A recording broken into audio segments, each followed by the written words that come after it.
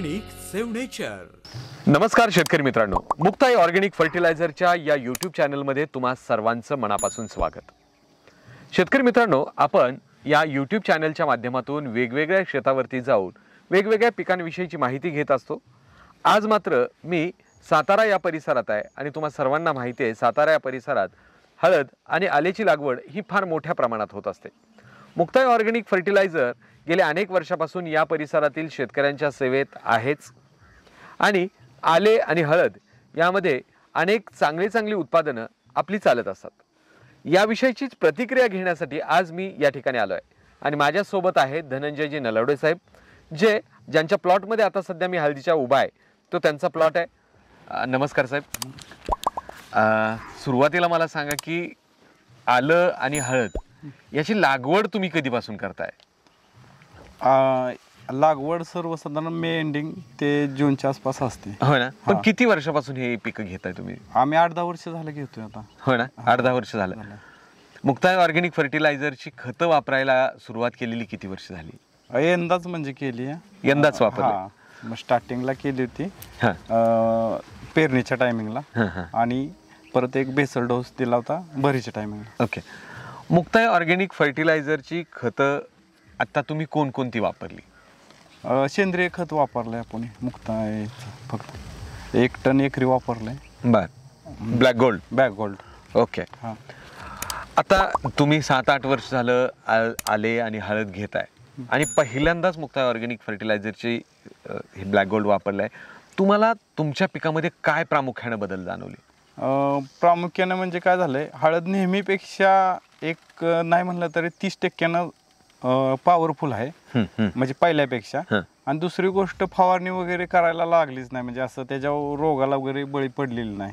हा परिणाम दिसला हा, आणि सगळे म्हणजे हळदीची साईज वगैरे, पानांची यांची म्हणजे भरपूर बदल आहे, चांगले म्हणजे।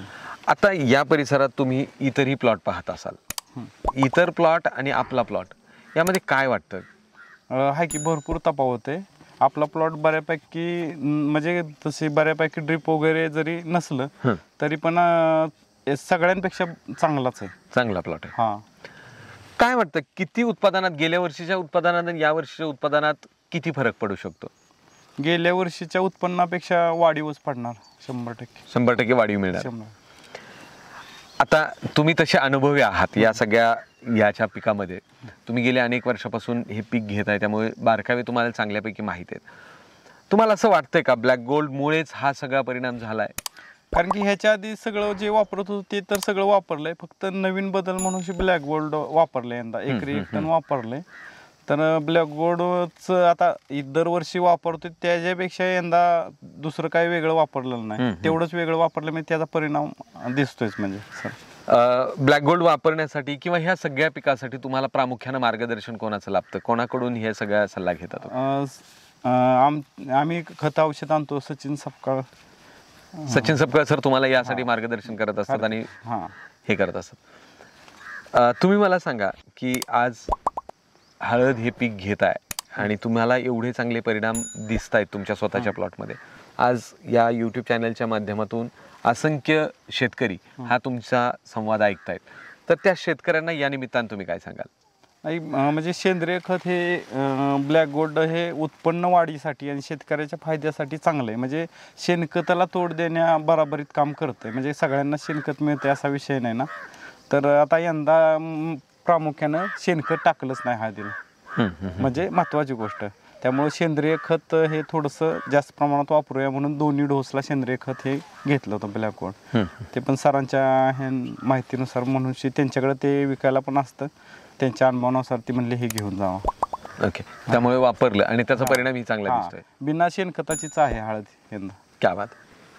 तर शेतकरी मित्रांनो, तुम्ही पाहिलं असेल की हळदीसारखं पीक तुम्हा सर्वांनाच माहिती आहे की सेंद्रिय खतं वापरल्याशिवाय आज कोणतीच पीक घेता येत नाही। हळदीमध्ये ते विशेषत्वानं त्याच्याकडे विशेष लक्ष द्यावं लागतं। या परिसरात हळद होत असते आणि पहिल्यांदा यांनी मुक्ताई ऑर्गेनिक फर्टिलायझरची खतं वापरून असे रिझल्ट मिळाले। तुम्हीही आवर्जून यासाठी वापरण्यासाठी प्रयत्न करा आणि असे व्हिडिओ पाहण्यासाठी आमच्या या चॅनलला सबस्क्राईब करा, जेणेकरून तुम्हाला असे वेगवेगळे अनुभव तुमच्यापर्यंत पोहोचतील। धन्यवाद। धन्यवाद सर.